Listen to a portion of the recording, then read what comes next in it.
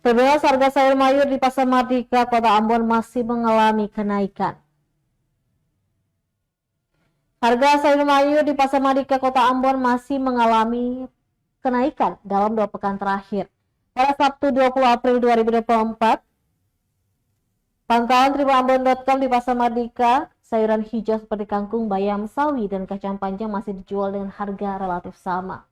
Namun ukuran sayur per ikat makin diperkecil. Hal ini dijelaskan oleh salah seorang penjual, Sarmin Mansur. Ia mengatakan harga sayur ini telah ia bagikan dalam ukuran kecil dan besar untuk mengakomodir harga agar tidak berubah. Selain itu, untuk harga lainnya seperti ketimun dijual seharga Rp5.000 untuk 3 buah. Sedangkan untuk toge panjang atau pendek dijual seharga Rp2.000 per tumpuk atau Rp5.000 per 3 tumpuk.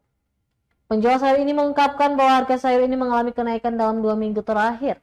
Hal ini disebabkan oleh cuaca buruk yang mempengaruhi pasokan sayur.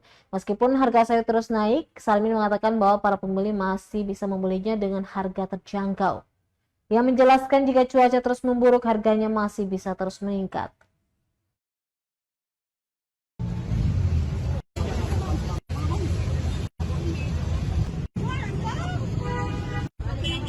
Paling bagus deh kalau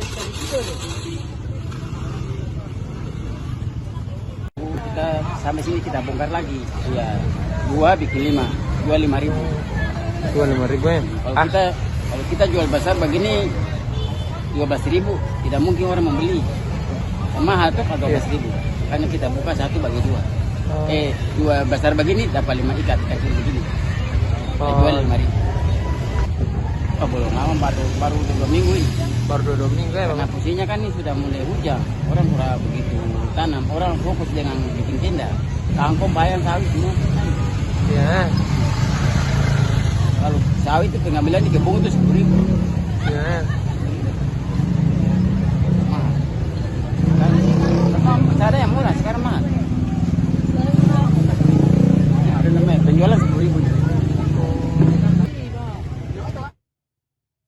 Download Tribun X sekarang, menghadirkan lokal menjadi Indonesia.